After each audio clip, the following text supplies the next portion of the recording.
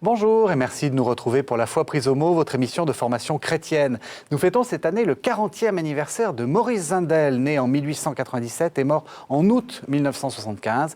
Et c'est pour nous une belle occasion de découvrir ou de redécouvrir cette pensée qui fait revenir à l'Église de nombreuses personnes et dont la pensée vigoureuse fait même vivre quotidiennement beaucoup de chrétiens, peut-être vous. Qui fut-il? Pourquoi son ami Paul VI disait-il de lui qu'il était un génie de mystique? Pour le savoir, je vous propose de retrouver mes deux invités. France-Marie Chauvelot, bonjour. Bonjour. Vous êtes écrivain et vous êtes la biographe de Maurice Zindel. Vous êtes spécialisée dans la vie de Maurice Zindel. Pour mon plus grand bonheur. Pour votre plus grand bonheur, vous allez nous expliquer pourquoi. Sœur Claire-Élisabeth, bonjour. Bonjour. Vous êtes bénédictine de l'abbaye de Saint-Louis-du-Temple, c'est à Voilan, c'est dans l'Essonne. Voilà. Alors, j'ai envie l'une et l'autre de vous demander pourquoi est-ce que vous avez autant de passion pour Maurice Zindel. Et je crois, sœur Claire-Élisabeth, que c'est une question, j'allais dire, c'est une question de famille, si on peut dire. Exactement. C'est votre congrégation. C'est notre patrimoine, puisque donc l'abbé Zindel a été aumônier de la communauté quand les sœurs étaient rue Monsieur à Paris. Et donc, pendant 2 ans, il a célébré l'Eucharistie, il a donné des conférences, il a donc confessé.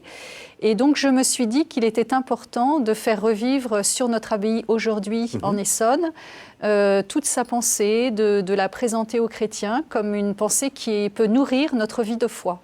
Alors, vous avez parlé de la rue Monsieur, c'était un lieu tout à fait important, hein. C'est entre les deux guerres. Enfin, voilà, donc la rue Monsieur a attiré beaucoup de grands intellectuels qui étaient en recherche d'une foi vivante. Et souvent, donc certains, par exemple, on parle d'Isabelle Rivière, qui raconte qu'elle a été vraiment saisie par la liturgie et par le silence qui s'en dégageait, donc permettant de faire vraiment une rencontre de Dieu. Donc maintenant, c'est à Voilan qu'il faut aller. Voilà, exactement. Voilà, c'est ça. Dans l'Essonne.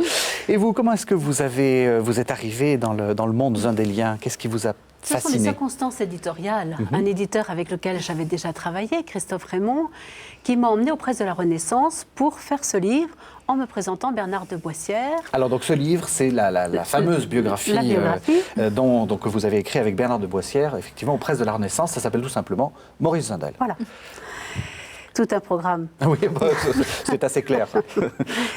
Et Bernard de Boissière, jésuite, avait connu Maurice Zindel dans sa jeunesse, l'a retrouvé dans sa vie, s'est passionné pour l'homme et sa pensée. Il dira d'ailleurs « J'étais prêtre, il m'a converti ». Et lorsque Zindel est mort, c'est Bernard de Boissière qui a restitué un petit peu le patrimoine Zindel en allant interroger ceux qu'il avait connus, en ressortant des clôtures, les conférences, les homélies, les causeries. Et il a reconstitué tout le patrimoine, finalement, la correspondance, etc. Et c'est devenu assez considérable et ça a alimenté d'ailleurs tous les livres que l'on voit aujourd'hui et qui n'ont pas fini d'être édités puisque les homélies sont encore en cours d'édition. Et alors après, qu'est-ce qui s'est passé une fois que vous avez... Là, ça a été un très grand bonheur parce que ça m'a permis de répondre à des questions que je me posais. N'est-on mystique ou le devient-on? Et est-ce qu'un laïc, un néophyte complet, peut entrer dans la mystique d'un mystique? Eh bien oui, c'est ça qui est merveilleux. C'est qu'avec cette simplicité de Zindel, qui est très ouvert, qui est un cœur ouvert et qui a tellement envie de nous faire rencontrer Dieu en nous, que lui-même est tout offert à cela. Eh bien, dans cette offrande, je l'ai retrouvé. J'ai retrouvé l'homme, j'ai retrouvé le prêtre, j'ai trouvé le mystique. Et je pourrais même presque dire que j'ai prié avec lui en écrivant cette biographie. Ah, c'est joli. C'était vraiment une vraie démarche. Vous êtes d'accord? Enfin, que la pensée de Zindel, ça peut amener des gens... J'en fais l'expérience puisque j'ai commencé à transmettre la pensée de Zindel sur le monastère, donc à faire quelques retraites. Je suis même en train de réfléchir à, comme on parle d'exercices spirituels, donc avec les jésuites, donc des exercices spirituels zindéliens. Je suis en train de mettre en place des étapes parce qu'il me semble que sa pensée se prête à ce genre d'exercice pour vraiment faire une rencontre personnelle avec Dieu.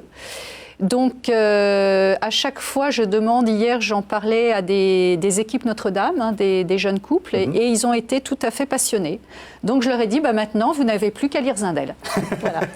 Alors, vous nous direz qu'est-ce qu'il faut lire dans Zindel, l'une et l'autre, mais peut-être on va commencer par situer la vie de Maurice Zindel. Donc, je l'ai dit, il meurt en 1975 et il naît en 1897. Donc, c'est une vie dans le siècle, en fait. C'est une vie dans le XXe siècle. Qu'est-ce qu'on peut dire de petit Zindel, de son enfance, même est-ce qu'il était chrétien, enfin, vous qui êtes la biographe officielle. Précisons d'abord qu'il est suisse. Oui. Il est né à Neuchâtel, dans une famille catholique, et donc dans une ville protestante. Lui-même ira à l'école protestante. Sa grand-mère maternelle est protestante. Et c'est une femme qui vit dans l'élan. C'est une passionnelle. Elle a une vraie querelle avec son catholique de mari, qu'elle trouve très dans les paroles et dans les actes, quelquefois répréhensibles. En gros, il n'est pas d'une fidélité irréprochable. Et lorsqu'elle emmène le petit Maurice le dimanche voir les pauvres, elle a ce discours assez musclé sur les catholiques qui s'engagent le dimanche et font ce qu'ils veulent la semaine. C'est plus tard, naturellement, que Maurice réalisera et remettra les choses en place. Mais ce qu'elle va lui donner, cette grand-mère, c'est l'élan du cœur. C'est-à-dire qu'elle n'envoie pas sa bonne faire la charité, elle va au contact de la pauvreté parce que la pauvreté, dans le contact réel, ouvre le cœur. Et Zindel est très ému, quelquefois il laisse sa chemise, il rentre torse nu chez lui. C'est quelque chose qui va le marquer à vie. Alors après, à l'adolescence, il aura des fulgurations. Ce garçon sait très tôt qu'il va vouloir être prêtre. Vers 15 ans, il le sait déjà. Mais dans cette 15e année, 14-15e année, il vit 4 fulgurations qui seront fondatrices de sa foi. Voulez-vous les aborder vous-même ou préférez-vous ? Non, je vous laisse. Il y en a une sur la pauvreté avec l'évêque Myriel. Il a, vous savez, des Misérables, oui. Où Jean Valjean est finalement sauvé par l'évêque Myriel, qui lui laisse le produit de son vol en disant « ce n'est pas un vol. Vous l'avez pris dans la maison de Dieu, vous êtes chez vous. » C'est-à-dire que c'est en lisant Les Misérables qu'il a une sorte d'émotion mystique ? En fait, plus qu'en le lisant, il le lit avec un ami protestant qu'il voit toujours et qui a abandonné ses études et qui le regrette. Et donc tous deux conversent et lisent des grands auteurs à voix haute. Et il se trouve que le copain est un excellent conteur. Donc il met dans ce texte toute sa force et il lui donne une conviction très forte. Donc en entendant vous êtes dans la maison de Dieu, tout est à vous », pour Zindel, le vœu de pauvreté s'installe là. Parce que alors Zindel, quand il a quelque chose, ça s'ancre et c'est fini. Et il a voulu être le prêtre des pauvres à partir de cette perception, de cette intuition. Donc c'est très important de dire que à ce moment-là, on peut dire que ça se fixe en lui. Et quand on voit le déploiement de cette pensée sur la pauvreté, ça part de cette expérience.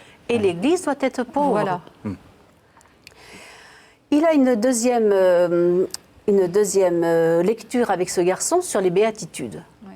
Alors là, les béatitudes, mais ça l'enchante. Il l'avait écouté, dit-il, d'une oreille distraite à la messe, mais là, lu avec ce ton de conviction, ça lui parle directement. Donc, en lui parlant directement, c'est le Christ qui s'adresse à lui. Et tout d'un coup, l'Évangile devient le mode d'emploi de la vie. Dieu se fait homme pour que l'homme devienne Dieu. Comment ? On prend l'Évangile et on comprend. Je suis la voie, je suis le chemin. Voilà. Tout s'ancre ici aussi.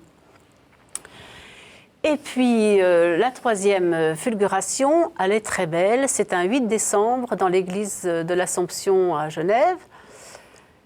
Et là, il est en train de prier et il a une compréhension de ce qu'est la virginité.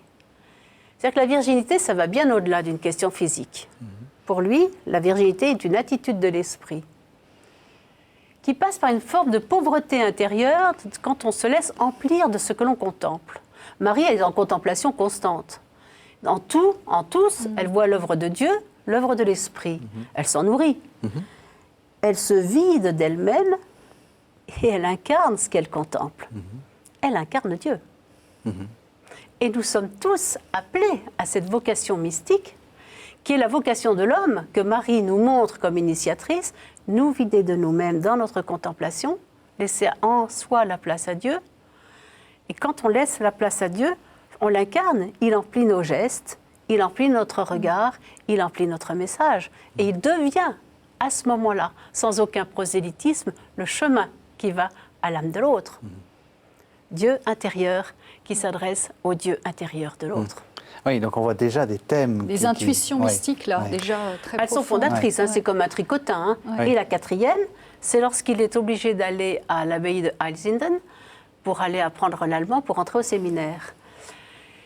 Et là, il découvre la vie contemplative, la liturgie. C'est le futur auteur du poème de la Sainte Liturgie. Et donc, c'est là. Et c'est là où ça nous intéresse davantage, puisque pour nous, par rapport à une communauté bénédictine, il est oblat bénédictin. Oui. Il va s'engager comme oblat, signé frère Benoît, donc pour le poème de la Sainte Liturgie. Et donc, c'est une question que je travaille beaucoup en ce moment, c'est l'enracinement liturgique. Donc, cette prière dont il fait l'expérience, prière de l'Église. Et donc là, il fait vraiment une expérience de Dieu qu'il va porter pendant toute sa vie. Et donc, quand il y a une dame que j'ai rencontrée qui a plus de 90 ans, qui m'a dit, j'ai eu l'occasion d'assister à une messe célébrée par Zindel, et donc elle me dit, on était pris en fait par son attitude, donc on était plongé dans la présence de Dieu et on avait tout compris. Voilà, il n'y a plus besoin d'explication, on est dans le mystère en fait. Et je crois par rapport à cette expérience liturgique, il est très proche de la théologie orientale. Hein. Ça, c'est sûr qu'on peut faire des recherches. C'est ça qui est intéressant, c'est qu'on sent qu'il a plusieurs influences, parce que là, on a l'impression qu'il y a une petite influence franciscaine, il faut tout abandonner, une église pauvre. Vous nous parlez d'une influence bénédictine, les pères de l'Église. C'est une synthèse? C'est quoi la pensée de Zindel? À mon avis, ce serait peut-être d'abord l'influence bénédictine. Et puis après, il dit qu'il a rencontré Saint François. J'aurais quelque chose à répondre également après vous. Après, il fait son propre, comment dire, il fait son miel. Hein, et on sent beaucoup l'influence. Voilà, Saint François, il dit, j'ai découvert ma pensée avec Saint François et tout s'éclaire. Mais ça, c'est un peu plus tard, hein, il me semble. Mais la pauvreté qui va cheminer chez Zindel, et c'est ce qui fait tout son intérêt, et c'est ce qui résonne d'ailleurs avec le pape François aujourd'hui, hein, évidemment, absolument. on entend cette même résonance, c'est que la pauvreté, ce n'est pas simplement une pauvreté matérielle. Bien sûr qu'il y a la pauvreté matérielle, mais c'est la pauvreté de soi. Et la pauvreteté de soi, c'est encore une fois ce vide intérieur qui devient créateur, qui devient créateur de l'autre. De l'autre avec un A, mais avec un A majuscule aussi, naturellement. Et l'autre, c'est tout ce qui n'est pas moi. Donc il faut se laisser remplir par la présence de Dieu. Absolument. Moi, j'aime bien prendre la comparaison parce que je trouve qu'elle est très parlante, c'est l'absolu. Quand je contemple l'absolu, il entre en moi en résonance. Parce qu'en moi, il y a de l'absolu, qui attend d'être nourri par l'absolu, par cette dilatation énorme, qui est l'amour, mais l'amour bien compris. Et chez Zindel, il y a une conciliation de l'amour et de l'intelligence, de la foi et de l'intelligence. Ça se touche. Hein. D'abord, Zindel est un homme très intelligent, très intellectuel, mais c'est un cœur énorme. Souvent, il dit « je voudrais oublier tout ce que j'ai appris pour retrouver l'expérience ». Et dans cette ouverture absolue, il y a cet accueil de l'autre, qui devient une communication à l'autre. Alors, par rapport au mot absolu, moi, je serais plus sensible à la quête d'infini, dont il parle beaucoup. Cet infini qui nous habite, et il dit le problème de l'homme, c'est que souvent son désir d'infini, il le tourne vers les choses très matérielles, en pensant que le désir va être comblé. Et il dit, mais en fait, la solution, ce serait de s'élever, en fait, de s'ouvrir à cet infini qui est Dieu, de le reconnaître, et à ce moment-là, il y a une transfiguration des passions. Donc le dépouillement, en fait, souvent on voit le côté négatif, mais c'est vraiment pour une création, pour une nouvelle création. Alors, juste simplement, ce qui me touche chez Zindel, c'est que ce n'est pas une élévation. Parce que si on met une élévation, Dieu est au-dessus. C'est un approfondissement. Dieu est à l'intérieur. Et c'est ça qui est un grand apport de Zindel, c'est l'intériorité. Dieu est à l'intérieur. Alors en même temps, je relisais un article hier où il disait il parle d'élévation, il faut que tout s'élève. Mais je pense que ce n'est pas contradictoire. Au contraire, c'est ce qu'on appelle le paradoxe, le vide créateur. Donc justement, une descente qui est montée, on le voit très bien dans la vie spirituelle. À un moment, il y avait un professeur qui nous disait « Mais dans la vie spirituelle, est-ce qu'il faut descendre ou est-ce qu'il faut monter ?» C'est l'échelle de l'humilité, par exemple. Donc il faut jouer sur les mots, mais je pense que la réalité, c'est la même. En tout état de cause, c'est l'élargissement. Voilà, l'élargissement. Alors, on a laissé Zindel à Einsiedeln, donc en train de devenir oblat bénédictin. Il ne va pas finalement devenir bénédictin. Il va devenir prêtre, 1919. Et là, ça ne va pas trop bien se passer. Alors, il n'était pas devenu bénédictin à cause de la guerre. Hein. Oui. Sinon, ça aurait de suite été son vœu. C'est un moine privé de son couvent, Zindel. Et donc, il devient prêtre très jeune, avec des fonctions énormes. C'est ça, donc il est né en 97, donc 1919, ça lui fait 22 ans. 23 ans, voilà. Ouais. Il a 22 ans et il se retrouve avec une paroisse lourde et énormément de tâches. Et avec quand même, il va s'occuper notamment d'un foyer de jeunes filles. Mais c'est énorme, elles sont 700, je crois, enfin c'est gigantesque. Et avec ces jeunes filles, il va leur enseigner, donc il leur sera leur aumônier, il va leur enseigner le catéchisme. Et tel qu'on lui a appris, il le restitue, tel qu'il l'a appris au séminaire, avec des questions-réponses, un thomisme très carré à l'époque. Hein. Et il voit les petites filles qui sont très appliquées à prendre des notes, etc. Mais bon, ça ne va pas au-delà, quoi. Et comment susciter cette admiration que lui a vécue? Comment leur faire passer le désir, finalement, de Dieu? Et petit à petit, dans l'enseignement, il va essayer de les amener à l'expérience. Et dans l'expérience, il les trouve par des questions très directes. Il les interroge sur le bonheur. Êtes-vous heureuse? Le bonheur, ce sont des filles d'ouvriers, on leur a jamais... Il leur apprend la différence entre le bonheur, la joie, le plaisir. Il les emmène aux conférences de Jacques Maritain, il les sort dans la nature, il les emmène voir des expositions. Il cherche à les émerveiller. Parce que l'émerveillement, c'est la source première de l'expérience spirituelle. Ça commence comme ça. Oui. Et ça nous parle beaucoup. Ça nous parle beaucoup, mais ça ne parlait pas tant que ça à sa hiérarchie, j'ai l'impression. Alors, la hiérarchie est un peu plus en complication parce qu'il a quand même des sermons assez forts sur l'engagement personnel. Au souvenir de cette grand-mère qu'il emmenait voir les pauvres, il incite les dames de la compagnie à ne pas y envoyer leurs bonnes, mais à y aller elles-mêmes, par exemple. On prend ça pour des sermons progressistes à l'époque. Hein. Ça commence à être un petit peu chaud. Et un jour, un sermon plus maladroit que les autres sur la pauvreté de l'Église amène la hiérarchie à s'interroger fermement sur le besoin de ressourcement spirituel de ce jeune prêtre. Et on l'envoie à Rome pour faire sa théologie. Et je peux vous continuer juste par rapport à cet engagement social, parce que c'est quand même très fort chez lui, cette intuition, donc pauvreté, engagement social, et donc on voit déjà l'émergence d'une...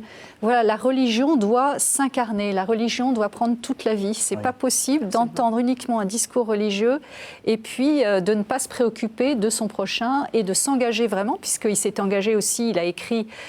Il y avait des grèves d'ouvriers, il a écrit des articles, etc. Donc ça me paraît assez novateur de ce prêtre aussi qui va dans les familles, qui va voir ces jeunes, qui cherche à communiquer la foi justement autrement. Voilà, là, en fait, il y a une intuition. Il est dans la droite ligne de la doctrine sociale de l'Église. Voilà. Façon. Alors simplement, lui-même, quand il a réfléchi sur les encycliques, ça c'était plutôt à la fin, il dit, c'est très bien d'écrire ces doctrines sociales, mais il reproche même par rapport au Concile, il dit, mais qu'est-ce que l'homme et qu'est-ce que Dieu? Pour lui, on est encore, à la limite, on n'a pas encore vraiment compris que les droits de l'homme, c'est bien, mais pour quel homme? Si c'est pour son égoïsme, etc., il s'interroge toujours, mais finalement, les droits de l'homme, mais quel homme? C'est uniquement pour de la revendication, il dit on n'a rien compris. Donc il va critiquer un petit peu ces encycliques sociales en disant il faudrait qu'elles soient plus quand même pertinentes sur des concepts, etc. Ce que je vous propose de faire, c'est qu'on fasse une première pause et exceptionnellement, ce n'est pas notre comédien Michel Dargent qui lit le texte. On va entendre la voix de Zundel. Alors, c'est un peu ancien puisque ça date de 1959, donc il va falloir prêter l'oreille, même si vous allez voir défiler le texte. Donc, comme ça, vous pourrez lire ce que vous ne comprenez pas. Mais c'est extraordinaire. Il a une voix absolument extraordinaire. Donc, ça s'appelle Dieu, première victime du mal. C'est un sermon une homélie qu'il a prononcée pour le 3e dimanche de l'Avent 1959. Le mal a parfois de telles proportions qu'il est absolument intolérable et que pour le comprendre, il faut lui donner des dimensions proprement divines. Et c'est cela que veut dire la croix. Le mal peut avoir des proportions divines. Le mal est finalement le mal de Dieu, dont le mal... C'est Dieu qui a mal. Et c'est pourquoi le mal est si terrible. Mais si c'est Dieu qui a mal, dont le mal, au cœur du mal, il y a donc cet amour qui ne cessera jamais de nous accompagner et de partager notre sort davantage, qui sera frappé avant nous, en nous et pour nous. Comment ça est-il possible? Mais cela est possible. Cela apparaît possible immédiatement dès que on se souvient de l'amour des mères. Une mère humaine est capable de cette identification. Une mère humaine peut souffrir dans son enfant, plus que son enfant, et pour son enfant.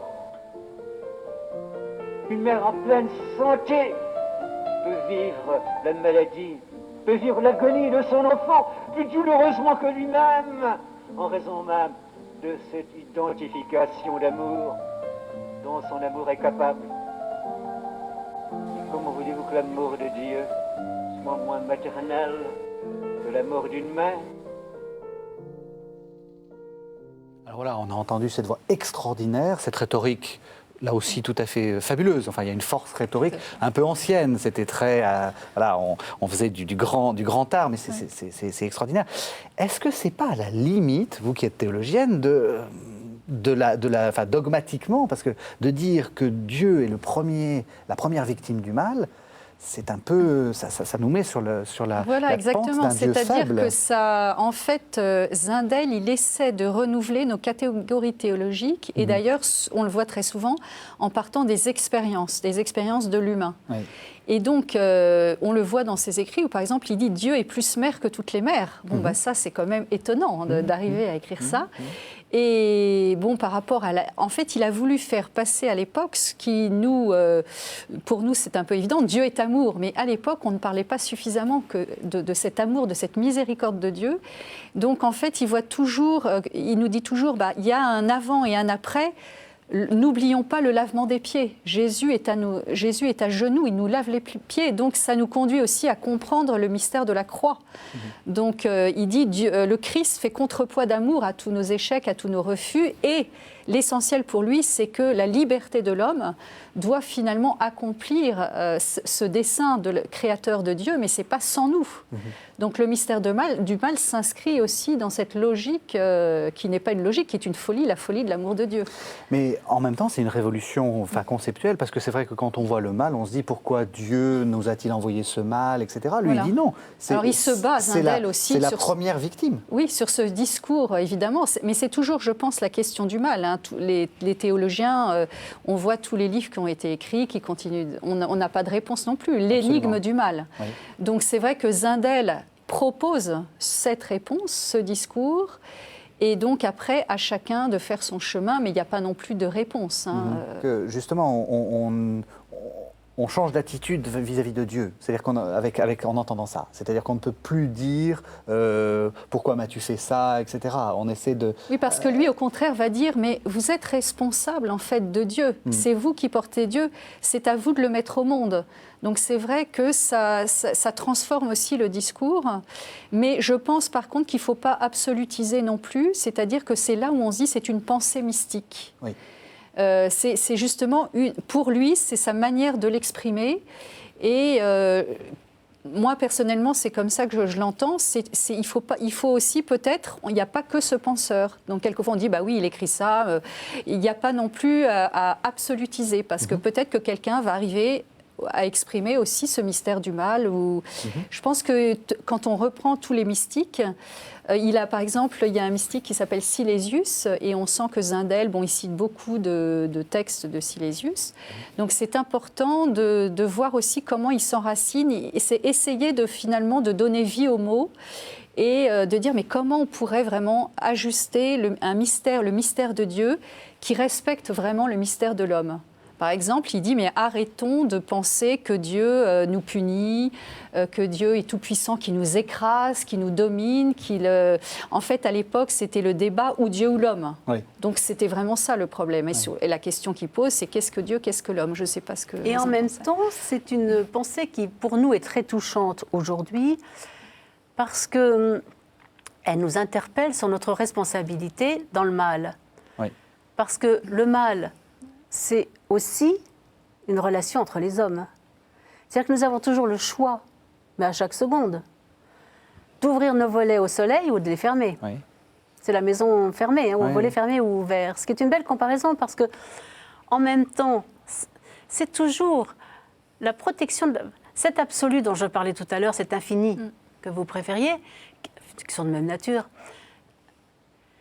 où nous nous résolvons à nous ouvrir à quelque chose qui nous dépasse, qui en nous est plus grand que nous et qui fait résonance avec ce que nous pouvons observer dans l'univers quand même, qui nous émeut, qui nous interpelle, qui nous émerveille. Ou bien nous décidons d'avoir une vue matérialiste fermée et de nous en tenir à nous-mêmes, hommes, humains, conditionnés par nos déterminismes de désir, d'héritage, enfin, d'héritage génétique, enfin, où nous en restons à notre petite condition, où nous nous ouvrons pour quand même nous élargir, nous agrandir. C'est un choix constant. Et c'est vrai que ça passe par cet oubli de soi. Donc vous allez arriver, je vous sens venir, vous allez arriver à ce terme clé de Zindel qui est la désappropriation. Vous êtes d'accord, c'est le point central. Le centre. Oui. Il s'agit de faire quoi? Il s'agit de s'oublier soi-même, dans un sens, vous savez, moralisateur, mon petit frère en premier, la plus grosse part de gâteau pour les beaux, ou c'est beaucoup plus important que ça? Est-ce que c'est du moralisme? L'oubli de soi n'est pas un déni de soi. Ouais. Ça, je crois qu'il faut être impératif là-dessus. Ça n'est jamais un déni de soi. Dieu s'est fait homme pour que l'homme devienne Dieu. Nous avons Dieu en nous, chacun. Hein, nous avons cette capacité de Dieu. Nous sommes une capacité de Dieu. C'est une très jolie phrase de Zindel. Et cette capacité ne demande qu'à se développer.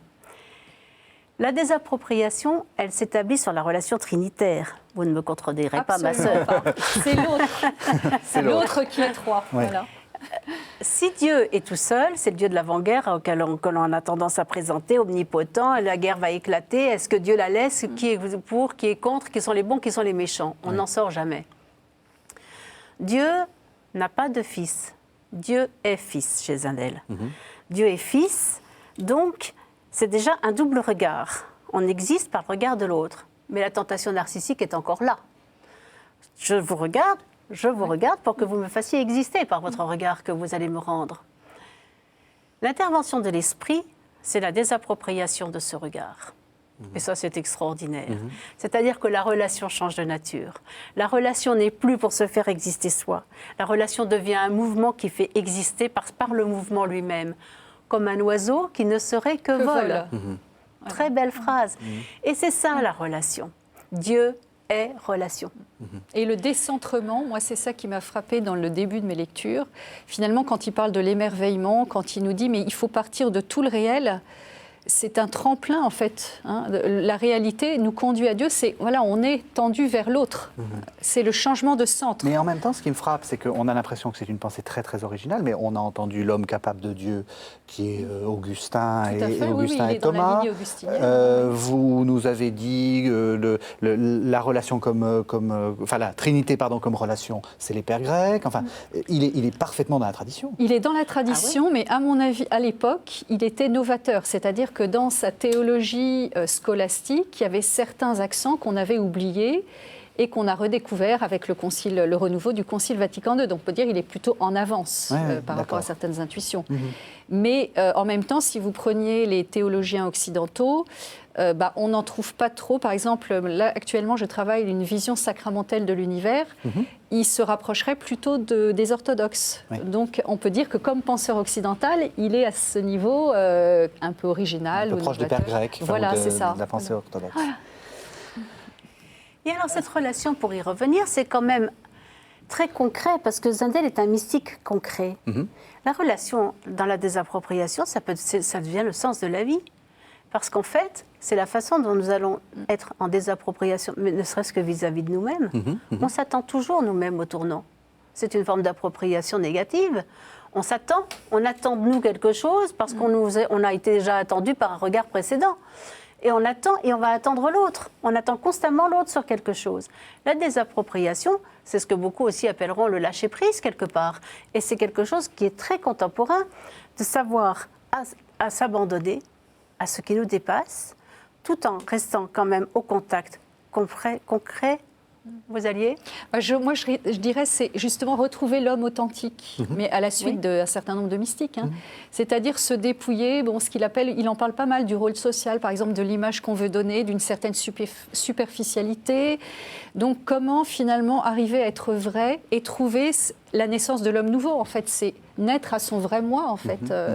Donc, il y a beaucoup d'accents qui sont vraiment dans, par exemple, je pense à Thomas Merton, il y a des choses qu'on retrouve qui peuvent dont on sonner fête d'ailleurs le centenaire, je crois, voilà, cette année. Donc, bon, et La nuit privée d'étoiles, aussi, Thomas voilà, Merton, ça, beaucoup voilà. l'ont lu. Mais donc c'est vraiment cette idée de faire naître, à la fois on est à Dieu, on est en Dieu, Dieu nous fait naître, voilà, et on est responsable de la naissance de Dieu en nous, et il y a beaucoup de choses qui font résonance. Voilà. C'est tout. Alors on va parler Après, il faut vivre. Après, il faut Voilà, vivre. c'est ça, Alors, c'est- puisque vous n'avez plus rien à dire, on va parler du Christ. Et je vous propose qu'on entende un deuxième texte. Alors cette fois-ci, on a fait plusieurs années, puisqu'on est presque à la fin de la vie de Maurice Zindel, puisqu'on est le 6 octobre 1974. C'est une conférence que Maurice Zindel a donnée à Saint-Hérambert, à Saint-Germain-en-Laye. Donc c'est une sorte de causerie sur le Christ. Et donc on va encore entendre Maurice Zindel sur l'humanité de Jésus-Christ et sur le rôle entre Jésus et l'humanité. L'humanité de Jésus-Christ est donc une humanité universelle, une humanité qui a une mission à l'égard de tous les hommes et de tout l'univers.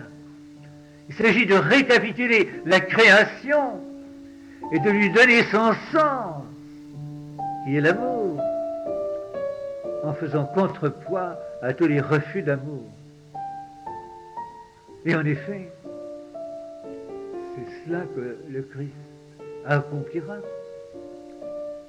C'est par là qu'il scellera son histoire au cœur de l'histoire humaine, par sa passion et par sa crucifixion, qui signifie qu'il fait de lui-même le contrepoids volontaire à tous les refus d'amour, qui exilent Dieu, qui voilent son visage, qui interceptent sa lumière et qui empêchent son action dans l'univers. Et il révélera ainsi Dieu, car il ne révèle que Dieu dans tout ce qu'il est, dans tout ce qu'il fait, dans tout ce qu'il pense, dans tout ce qu'il subit, dans tout ce qu'il souffre. Voilà, alors là aussi, on sent quelque chose d'assez étonnant. Là aussi, très traditionnel, le Christ, le visage du Père, enfin, c'est chez les pères. Mais par contre, il y a une idée qui est très intéressante, c'est l'idée que le Christ est une sorte de contrepoids à nos propres manques. Quand il dit il s'agit de récapituler la création, de lui donner son sens qui est amour, en faisant contrepoids à tous les refus d'amour. Comment est-ce qu'il faut comprendre ça ? Déjà, je pense que pour Zindel, le Christ nous révèle le visage de Dieu. Donc, c'est-à-dire que par rapport à l'enseignement de son époque, c'est pareil, on ne parlait pas beaucoup de la Trinité à son époque. Donc, il redécouvre aussi Dieu trinitaire. Et le Christ, il dit, voilà, regardons, lisons l'Évangile, nous avons le véritable Dieu qui se révèle là. Et donc, c'est bien un Dieu fragile. C'est Dieu qui est à genoux, c'est Dieu qui nous sert, etc. Donc, c'est là où il faut se laisser transformer, en fait, à chaque fois, se libérer de nos représentations de Dieu pour accueillir le Christ de l'Évangile. Donc ça, c'est vrai que ça paraît peut-être évident, mais enfin, bon, encore faut-il le vivre et puis en prendre acte. Il dit, il y a un avant le Christ et un après le Christ dans la manière de vivre le religieux et la conception du sacré aussi. Hein. Quel sacré, enfin, quelle image avons-nous de l'absolu, justement ? Parce que le Christ, il se fait, il s'incarne, hein, la question de l'incarnation. Et je pense que donc Zindel a voulu aussi renouveler un peu notre manière de parler de la rédemption, etc., de la question sacrificielle. Donc, contrepoids, c'est aussi pour lui la question de la liberté, justement. Parce que, comme il dit, donc, on n'est pas homme, on le devient, hein, donc il y a tout ce chemin. Mais justement, quand on n'y arrive pas, enfin, c'est un cheminement, hein, la désappropriation pour l'être humain que nous sommes, ça prend du temps. Et alors, par contre, dans le Christ, c'est justement, nous avons le modèle de l'humanité désappropriée. L'humanité désappropriée, mais ce qu'il y a de merveilleux chez Zindel, c'est que toute l'humanité du Christ ressort à chaque page. Et je crois que c'est ce qui m'a le plus ému quand j'ai travaillé cette biographie. C'est parce que d'abord, Zindel est transparent au Christ. Oui. Et quand il parle du Christ, on a l'impression qu'il a été enseigné en direct et qu'il vous passe l'enseignement comme si c'était son ami de toujours. C'est impressionnant. Et ce Christ souffrant, parce qu'il y a ce message à faire passer qui n'est pas compris. Et il y a là, effectivement, d'abord cette souffrance de l'homme, cette souffrance de Dieu. qui n'est pas aimé. L'amour n'est pas aimé.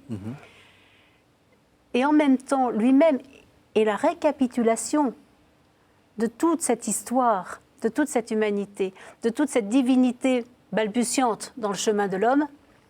Il la récapitule et il l'offre pour l'avenir. Il amène à l'humanité une ouverture de conscience possible par sa vie, Et il a du coup des pages sur la messe qui sont éblouissantes. Quand on a lu Zindel, on ne va plus à la messe comme avant. Alors expliquez-nous. Ah mais attendez, ça nous donnera moi j'ai de bonnes repris idées. le chemin parce que j'ai vécu à ce moment-là des enthousiasmes de ce que j'allais y trouver. Oui. Ça me parlait concrètement. Ce sont des moments de récapitulation. C'est-à-dire qu'à la messe, il y a l'avant, toute l'humanité précédente, il y a les anges, tout le monde est là, l'univers est là. Et vous, vous y allez pour ceux qui ne pousseront pas la porte. C'est une rencontre. C'est une rencontre mystique. C'est-à-dire que vous emmenez l'univers absent par la pensée avec vous pour la rendre présente. Et vous vous rendez présent à la présence qui vous attend, puisque Dieu ne nous domine pas, il nous attend. Et c'est cette rencontre qui va prendre vie dans l'Eucharistie. C'est extraordinaire. Mais je crois que De c'est très présence à présence. très important de dire que Zindel a renouvelé aussi notre manière aussi de vivre la liturgie et l'Eucharistie, parce qu'avant c'était moi et mon petit Dieu. Oui. Donc lui dit attention, c'est l'Église, c'est l'Église, donc c'est le corps. Il y a toute une perception en fait du corps mystique.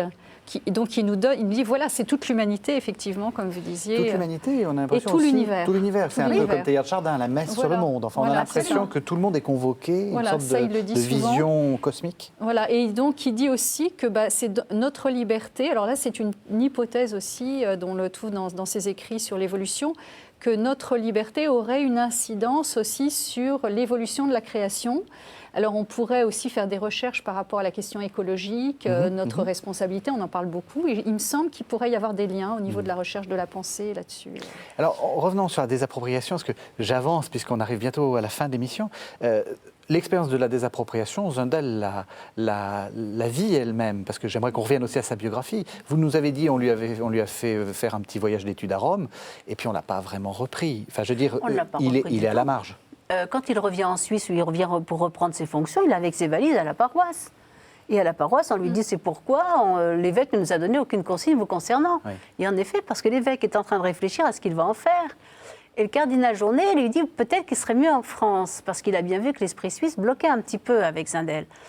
On l'envoie en France, il arrive dans un ministère à Charenton à garder des gosses le jeudi après-midi, à jouer au foot dans la boue. Et ce prédicateur de génie est complètement isolé au désespoir. Oui. Et c'est un oratorien, je pense à Philippe de Néry, un oratorien qui va sortir, le Père Dieu, ça ne s'invente pas, qui va sortir Zindel de l'ornière en l'amenant à la rue Monsieur, où il va pendant 1 an et demi, effectivement, baigner dans la spiritualité, dans la liturgie, dans la liturgie retrouvée. Et il s'interroge sur ces grands intellectuels qu'il rencontre.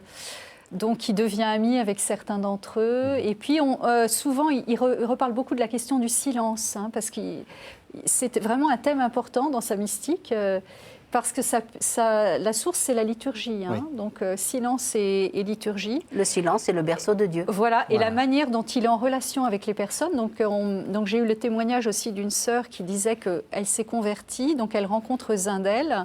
Et en fait, Zindel n'a fait que l'écouter. Il n'a pas dit un seul mot, et ça a suffi. Elle m'a dit, voilà, il avait une présence, et j'ai rencontré le Christ à travers lui. Et donc en même temps, il a une écoute qui n'est pas... Il ne laisse pas le retour sur soi dans l'écoute. C'est-à-dire que si vous commencez à arriver dans la confession pour expliquer tout ce qui vous est arrivé et tous vos manques, il coupe. Il coupe, parce qu'il montre la direction. Dites que vous avez manqué d'amour et voilà. Parce que sinon, c'est une espèce de narcissisation et on retrouve la désappropriation dans la relation, se laisser investir parce qu'il y a de plus grand que moi, qui fait écho à ce qu'il y a en moi de plus grand que moi. Il faut que je renonce même à mon péché. D'une certaine façon, enfin, ou à la confession, à l'entretien de mon péché en disant je suis pas bien, vous voyez ce que je veux dire? Reconnaissez vos refus d'amour Voilà. et laissez le Oui. Christ faire contrepoids à D'accord. vos refus Mais d'amour. je crois qu'à Voilà, ce c'est niveau-là, ça il est l'idée. très positif aussi, mais dans la même ligne que saint Thomas d'Aquin. Absolument, D'ailleurs, c'est que les vices et les passions, finalement, c'est le même terreau. Oui. Il faut simplement les orienter, les convertir. Mais il a voulu sortir, bien sûr, d'un moralisme ambiant C'est ça, oui, qui ou- emprisonnait les jeunes et puis empêche les- finalement les la vie. checklists de tout ce qu'on a fait, Parce que la tout ce que- question, voilà. c'est la vie. Dieu est le Dieu de la vie. Alors, qu'est-ce qu'il va faire pendant toutes ces années? Parce qu'il va falloir Alors, qu'on arrive pendant toutes ces années, à la, donc, à la fin de sa vie. Il a en France des ministères un petit peu sporadiques. Et il part en Suisse en 1939 pour passer l'été dans sa famille, enfin dans sa famille. Et la guerre éclate, il ne peut plus revenir en France. Et à ce moment-là, Louis Massignon, islamologue, lui dit il n'y a qu'à l'envoyer au Caire, il sera très bien là-bas. Il avait lui-même Dar el Salam, qui était un lieu d'échange oriental-occidental sur la pensée et la théologie. Et Zindel arrive au Caire. Et après quelques difficultés d'arrivée, il se retrouve au Carmel de Matarié, qui était celui de Teilhard du Chardin 35 ans plus tôt. Il y passe 7 ans, il rentre en 1946 en Suisse. Après avoir créé des ponts de cœur spirituels très intenses avec le Liban et l'Égypte, et chaque année, pendant 2 ans, alors même qu'il a un pseudo-ministère en Suisse, il sera rappelé tous les 2 ans à venir prêcher à Beyrouth et au Caire. Oui, donc il y a beaucoup de conférences effectivement qui ont été données énorme. à Beyrouth, y compris avec des liens avec l'actualité. On sent qu'il n'a pas peur de faire des... En particulier lors de la guerre des 6 jours, il n'a pas peur de dire... Non, parce qu'il a vécu finalement la Seconde Guerre sous l'angle israélo-palestinien. Oui. Et alors, quand est-ce qu'il devient célèbre? C'est quand qu'il devient ce Maurice Zindel, quoi À vous, ma chère sœur Alors, d'église. donc, on va lui demander de prêcher une retraite. Le Vatican va lui demander de prêcher une retraite. Donc, on peut dire qu'il y a une sorte de reconnaissance tardive. Mais c'est un peu grâce à vous, parce que c'est un peu la fameuse amitié entre Paul VI, Voilà, c'est Montini et Zindel. Qu'il avait rencontré rue Monsieur. Et voilà, c'est vous. Voilà, C'est- oui, tout ça, si c'est on, vous. si on peut dire.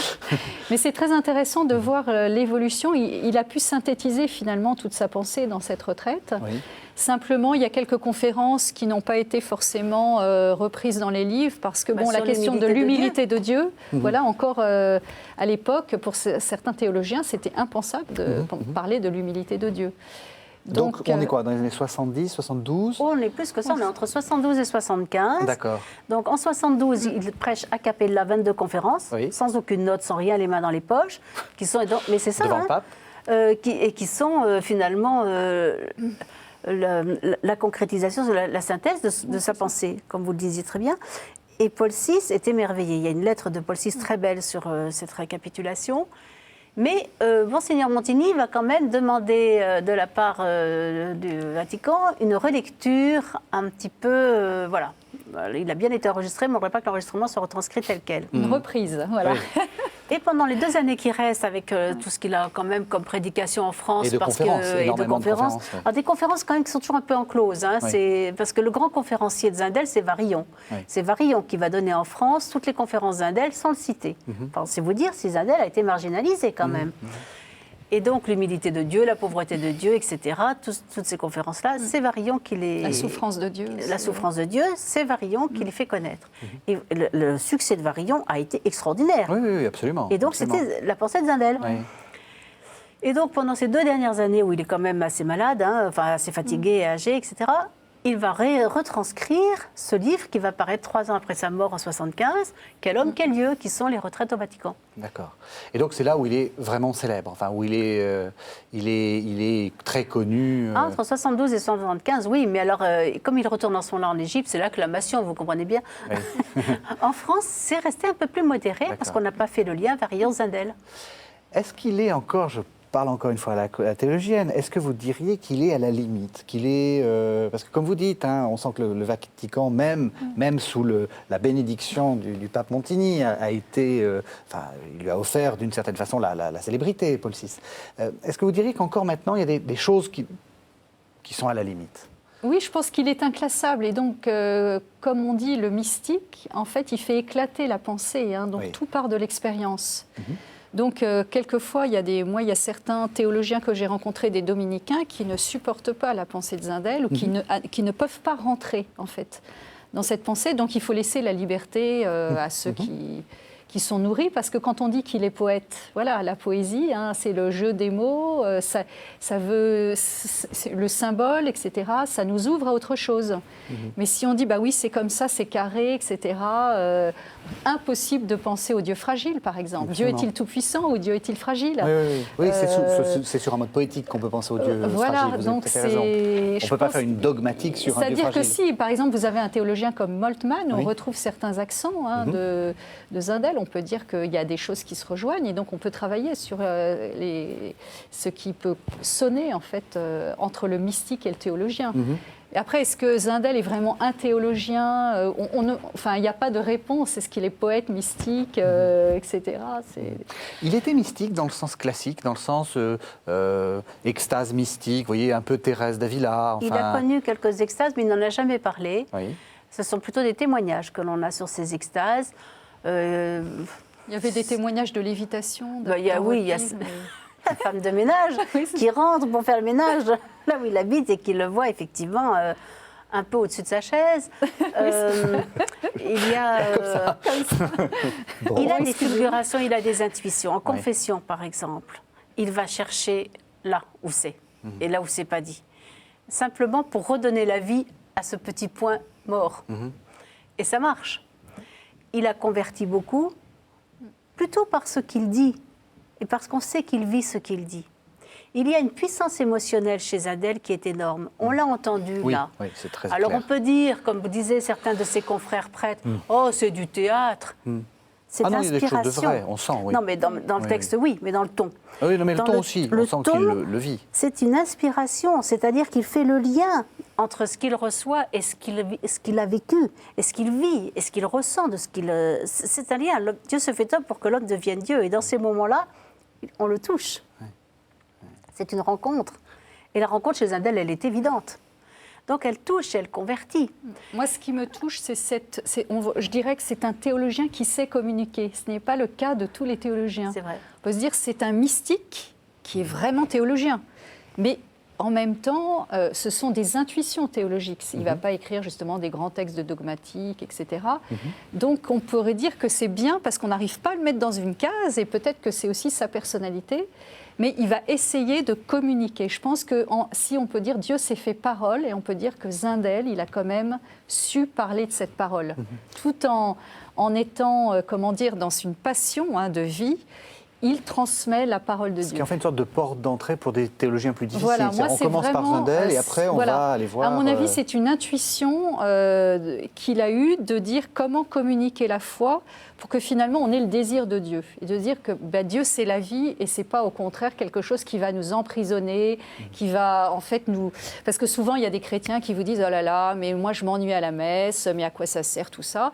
Donc lui il dit il faut ouvrir tout ce monde, ce monde de la religion. Donc il a une critique aussi du religieux.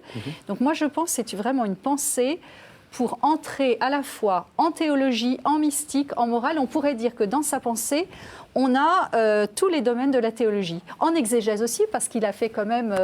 il est allé à Jérusalem, donc, on sent qu'il cherche. Et c'est un chercheur. Ouais. Je pense que c'est un chercheur. Il ne veut pas qu'on reste dans des affirmations dogmatiques, mais dire, finalement, si je dis ça de Dieu, est-ce que vraiment je peux adhérer ? Est-ce que, au plus intime de moi, je suis d'accord avec ça? Il préconise, sans le préconiser, un ajustement personnel. Eh bien, ça sera le mot de la fin. Voilà. Mais non, parce que vous allez encore avoir la parole. Parce que vous organisez avec d'autres une session du 19 au 24 août 2015 qui se tient à Roquestello. Ça a l'air très joli. Il y a une jolie photo. Oh, c'est absolument ravissant. Ça a l'air très bien. On va se retrouver. Donc c'est dans le Var. Hein. C'est dans le Var, c'est en face de la Sainte-Baume. Formidable. Alors on voit l'affiche. Expliquez-nous ce qui va se passer très brièvement, puisqu'il nous reste... Eh bien, 4 jours à la fois de conférences et de déplacements sur des lieux magnifiques avec des prêtres exaltants. Extraordinaire. Alors... Pour réfléchir à la pensée de Zindel, c'est ça. L'idée, c'est de lire aussi et puis de voir en quoi il peut alimenter notre vie chrétienne aujourd'hui. Voilà. Et je crois, ma sœur, vous pouvez aussi annoncer votre journée du 28 mai. Voilà, et donc à l'abbaye, il y aura cette journée aussi à l'occasion des 40 ans du décès de l'abbé Zindel. Oui. Donc on va réfléchir aussi sur l'appel de Dieu dans nos vies, avec la vie consacrée, le sacerdoce, le mariage, voilà. Alors je vais donner les sites. Pour Roquestello, c'est www.roc ROC, Estelo, tout attaché avec 2L.fr, quelques autres sites, et puis on va arriver sur le site de votre abbaye, comme ça, Voilà. l'information sera là, j'imagine. Tout à fait, oui, oui. Donc, le site mauricezindel.com, et puis le site des amitiés de Maurice Zindel, donc c'est www.amz, amitié Maurice Zindel-france.fr, et puis donc, vous redites-nous les dates, donc c'est abbaye-limon-vauhalan, alors Vau, VAUHA2LAN.com, Voilà. donc c'est les dates. Donc c'est le dimanche 28 juin Dimanche 2015, 28 juin. donc la journée consacrée à la pensée de Maurice Zindel, et donc l'Eucharistie sera célébrée à l'intention de l'abbé Zindel. Voilà, 2 livres dont vous êtes l'auteur ou la co-auteur, avec donc, vous en avez parlé, Bernard de Boissière, et donc vous, France-Marie Chauvelot, Maurice Zindel, c'est paru aux Presses de la Renaissance, et puis quelque chose qui vient de paraître, toujours aux Presses de la Renaissance, Une année avec Maurice Zindel. Ah oui, là c'est un assemblage de fulgurations. Donc c'est des citations. Ce sont des citations, c'est un jour une pensée, voilà le principe. Et comme Zindel est l'homme des fulgurations, les amitiés francophones se sont rejointes pour exprimer les coups de cœur qui les ont, pour recenser les coups de cœur qui les ont particulièrement touchés et les faire partager. Donc c'est aux Presses de la Renaissance. Alors peut-être puisqu'il nous reste à peine une minute, l'une ou l'autre, quel conseil de lecture vous donneriez à nos téléspectateurs? S'il y avait un livre à lire, qu'est-ce que vous conseillez?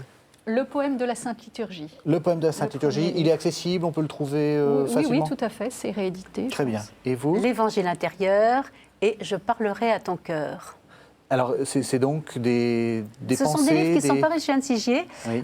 L'Évangile intérieur, ce sont ces séances radiophoniques de Télix Luxembourg. Donc, assez facile à écouter. Très facile à lire, style oral, style verbal. Et donc, Je parlerai à ton cœur, c'est une méditation qu'il a donnée dans une retraite. C'est sublissime. 5 jours qui vous emmènent au paradis. 5 jours qui Voilà, vous emmènent au c'est paradis. parfait. Eh bien, écoutez, merci On y de nous était. avoir Voilà. ramenés au paradis. Merci beaucoup. Merci à toutes les deux. Vous pouvez retrouver cette émission sur www.ktotv.com. À la semaine prochaine.